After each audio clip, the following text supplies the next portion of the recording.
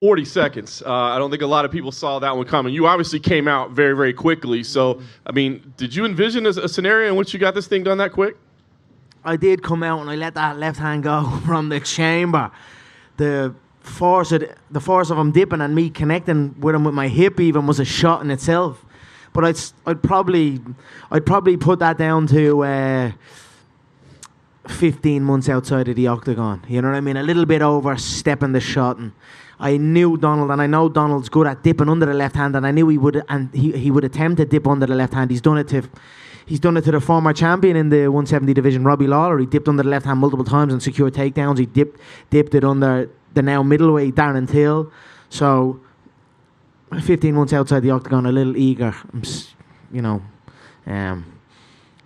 take from it all and carry on.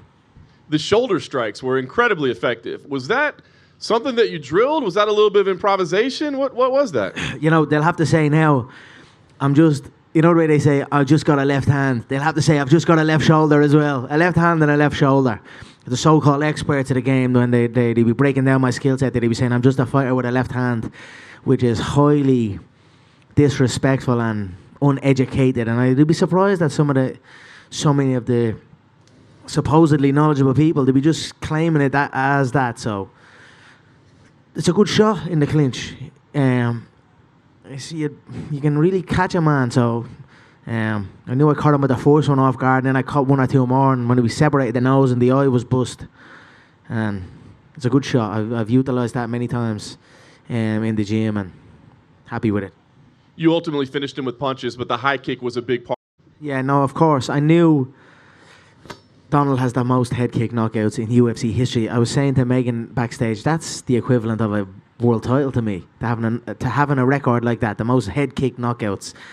So, but at the same time, and I knew he was planning to knock me out with a head kick. I knew he wanted everyone, what if Donald catches the head kick and all this. I knew this was what Donald would have been envisioning and his team. They would have been practicing how to set me up with the high kicks.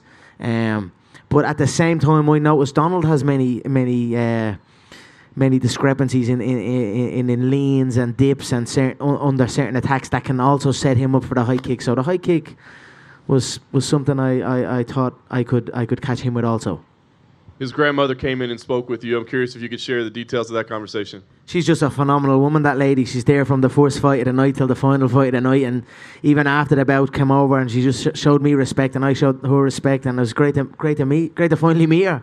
You know what I mean? You see her; she's a prevalent part of the game, isn't she? Right? When Donald's fought so much, and that lady's there from the start of the night to the finish. Man, what a lady, and what a man she's raising.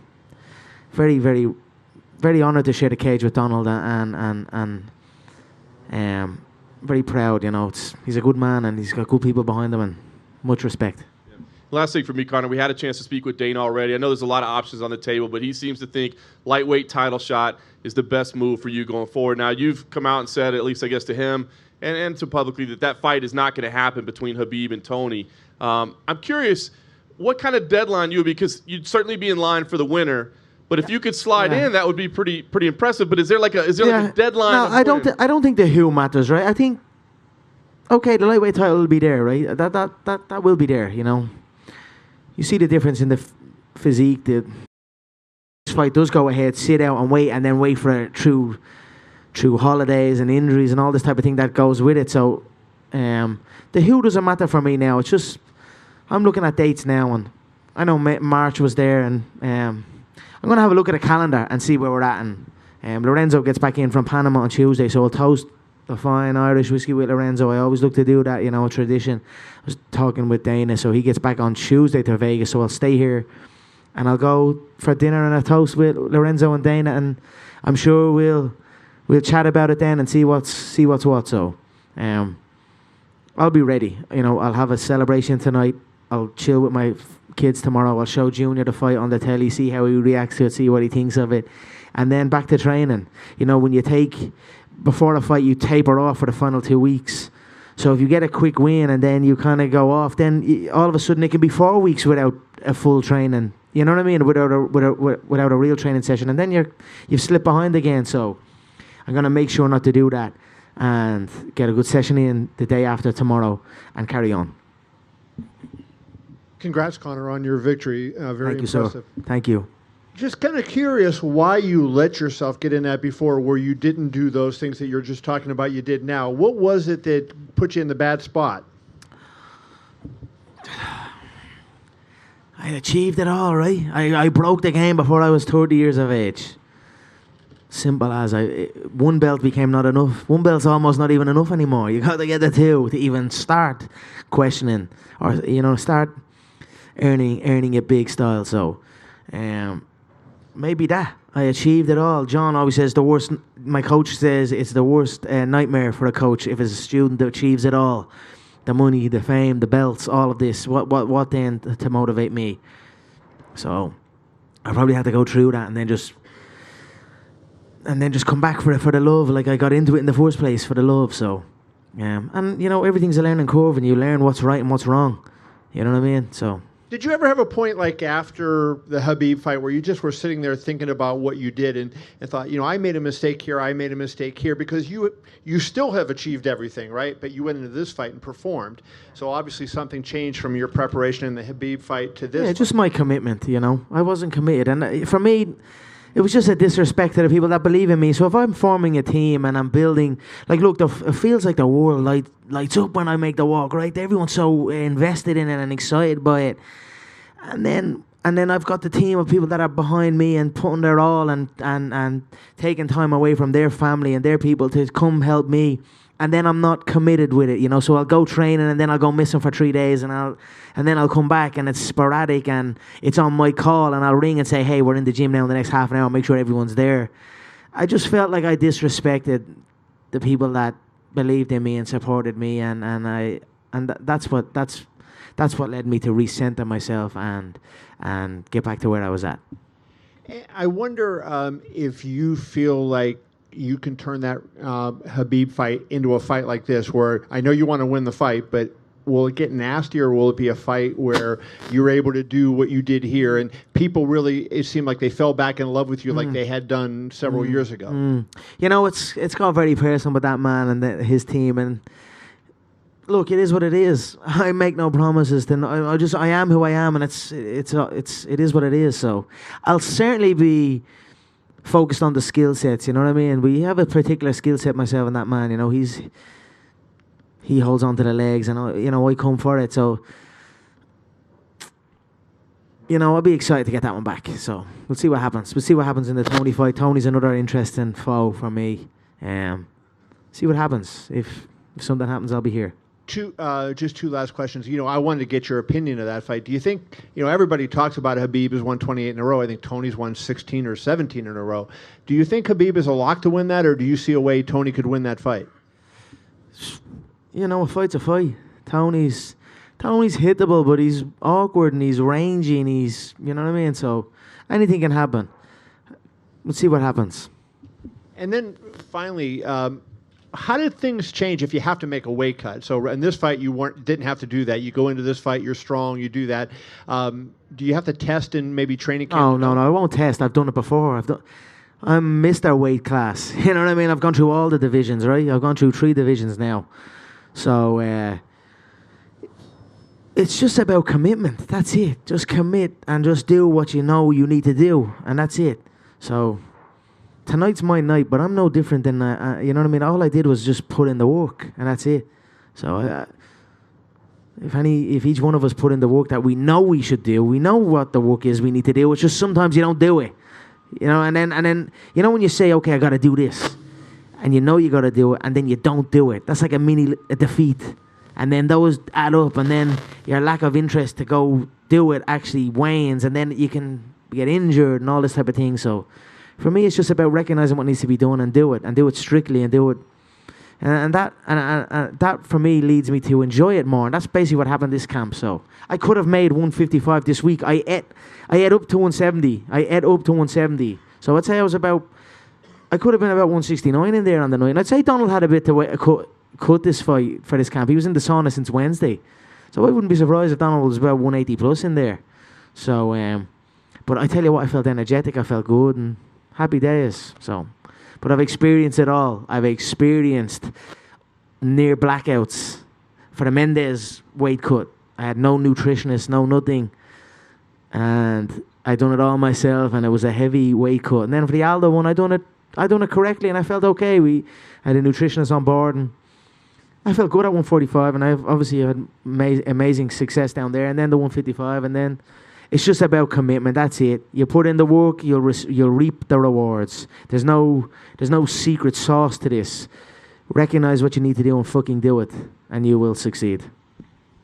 Hi, Conor. Straight in front of you to your left. I asked Dana about the possibility of you fighting Khabib in Moscow, and he's very against the idea. Can you explain to me why that's so appealing? Why was he against it? Pay-per-view, by the sound of it. Come on now, how much money is enough money? How much money is enough money, for fuck's sake? There's a lot of money in Russia. There's a lot of revenue in Russia. I love Russia. I love the Russian people. I went to Moscow recently, and they're such a great nation. They're so passionate about the sport of mixed martial art. About the sport of mixed martial arts. They're so passionate about myself, and they support me greatly. They support proper 12 Irish whiskey. They know a good liquid. They know a good spirit. So they're good spirited people. And what a place! It would be like something out of a Rocky movie. You know what I mean? So I'd be very eager to do that. Dana, the hometown Vegas boy. I know the Vegas people will be campaigning for it. Look, let's see what happens. I would love that. I want to create spectacles for the people. You know, that's one hell of a spectacle. Even me going out there in Moscow that time. The place shut down. The world took notice. You know what I mean? Your mom was saying I wasn't allowed out there. I wasn't supposed to be out there. They were running the streets screaming my name. So I'm more Russian than that man. So I would love to go to Moscow and compete there. You know. Dana didn't like Moscow, but he liked the sound of stadium shows, potentially in the UK, maybe in the new Raiders stadium. No? Oh, here? Yeah, here, of course. But if there's a stadium show happening in Europe, it's happening in Ireland. It's not happening in the UK. I love the UK greatly also, but it's not happening in the UK. If there's a stadium show earmarked for me in Europe, bring that motherfucker to Ireland. I'm asking that since the beginning. What did I say? I'm going to go backstage with Mr. Lorenzo Fertitta, toast whiskey and talk football stadiums. So I'd be more than excited about that if we could do it. I'd love to compete in Ireland as well. I'd love to compete in my hometown. Do you know what I mean? How amazing would that be also? I'm going to have a sit down. I know that, what's it called? The Allegiant Stadium. It looks phenomenal. Absolutely phenomenal it does. I would love to be the first combatant to compete in there. So that's definitely on the radar, and it's so easily done. But I would love to bring it home also. Just one last one. Have you seen Floyd's post since the fight? Yeah, he forgot McGregor Sports and Entertainment on the poster. You know what I mean? That right there cuts him out. So it's me and Manny. Look, we'll see what happens. El Floyd, he's a funny man, El Floyd, so we'll see what happens. The discussions are always ongoing. They never stop, you know.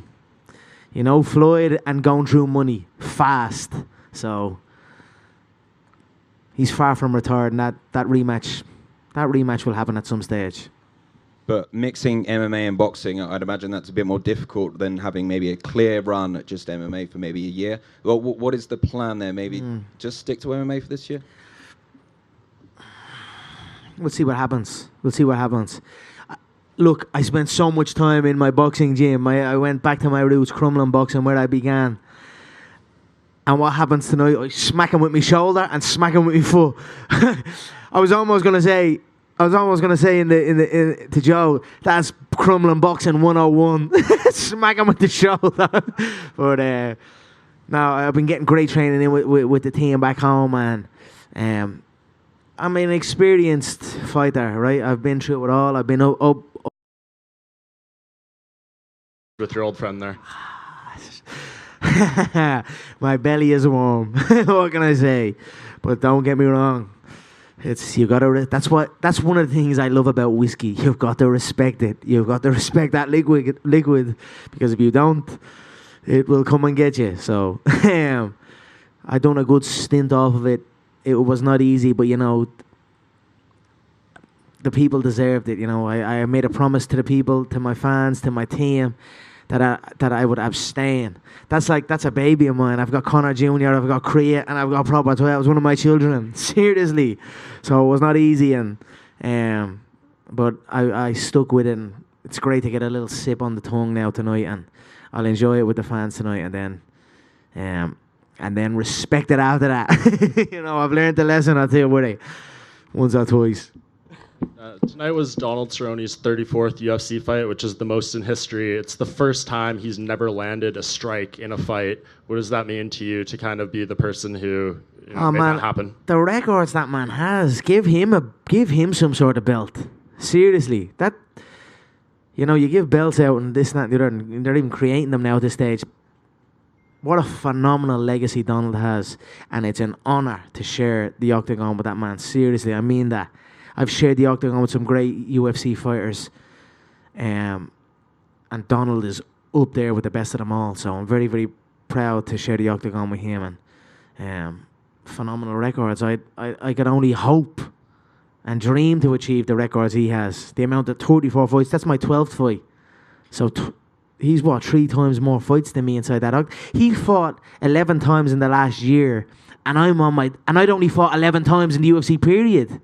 So it's just breathtaking what the man's be at, and I'm happy that it was clean enough. You know what I mean? I thought if it went down, and Donald falls into shots sometimes, and I knew if he fell into it, I was almost anticipating having Herb stop the fight. I was almost anticipating if we go on here and he falls into a shot and I catch him with a backhand shot or a lead hook shot as he's coming in, and he goes down, I'm not going to follow him down. I'd have Herbs try and step in. Do you know what I mean? That was kind of what I was thinking on the way in.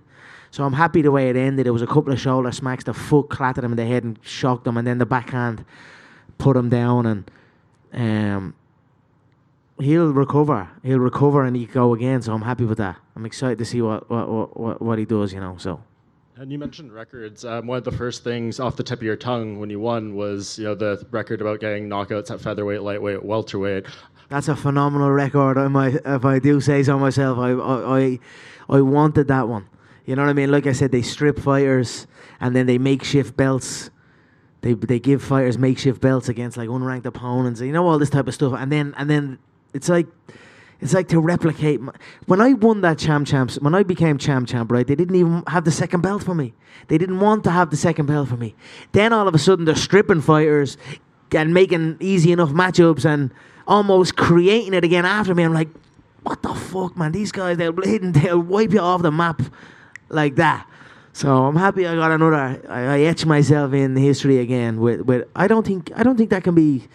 I don't think that's a record that can be achieved handily again, you know, across 3 weight divisions, and so I'm happy with it.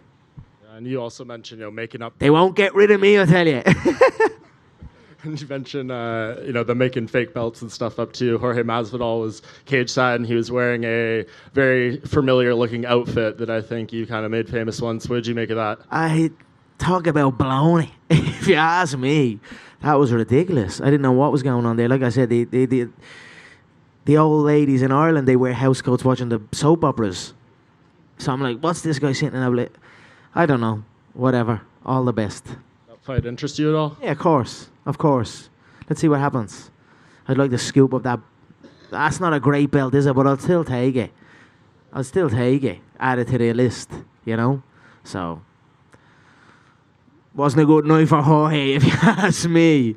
But all the best to him. God loves a trier. And last thing for me, Nate Diaz tweeted out right after the fight. He has his own little thing and all. It's a mad scene. I don't know what does be going on. Nate Diaz tweeted out right after the fight, calling it weak as fuck. I don't know if that was in reference to Donald's performance or just the fight in general. What's your response to that? And is he anywhere on your list of potential opponents? Let's go, Nathan. Let's go, brother. Number 3. It's always here. So, we're right here, Nathan. Hey, Connor, down here. I think Jorge was trying to wear the same robe that you wore at the Maymac workouts in Vegas at the PI. It's like the same. I think that's what he was trying to If you look at it, it's like a Why? Versace robe. I know what it is. Why? Why? So I don't know either. So I'm just whatever. Fucking, I don't know. Don't know. Dana was in here earlier. I guess Kamaru Usman had his Twitter hacked, and some of the hacked tweets were to you. They were profane. I'd be skeptical of that. I'd be skeptical of that because one came through early, and it had all the hallmarks of that little fucking weasel, Ali. Just a right. They give him control of the accounts. He had Frankie's account. He had Henry's account.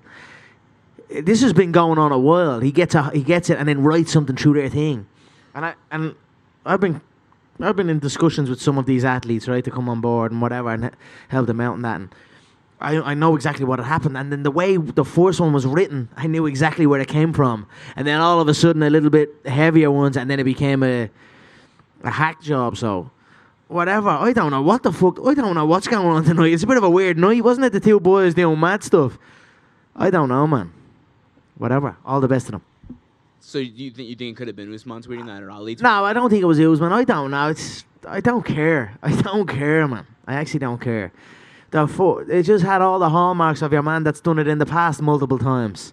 So that's why because Dana, I didn't even see it originally, right? I know I saw one originally, and Dana then sent a message to send to me. Oh, this is had to happen. And I was like, I don't think. And then but I didn't see any of the rest of them. I just saw the first one, and the first one had all the hallmarks of your man logging in and doing his thing like he's done with all his other clients that he represents. It's happened though. This is happening since years. Like I'm talking to, like even with the other crowd. Like I've been dealing with this a long time, so I know exactly what the sus is. But whatever. I mean, do you think that with Usman and Masvidal, they're obviously trying to fight you? Obviously, that's what the message is behind all this stuff, right? Yeah. Is it not? Yeah, of course. Let's do it then. Let's do it. I'm more than ready. I enjoy this division. I like this division. I don't think they're that big. They're a bit bigger, right? Okay. I think Donald's bigger than Jorge. I know Jorge has a win over Donald, but I think Donald's as big. Now Jorge's a former lightweight, so I don't know what Dana was saying.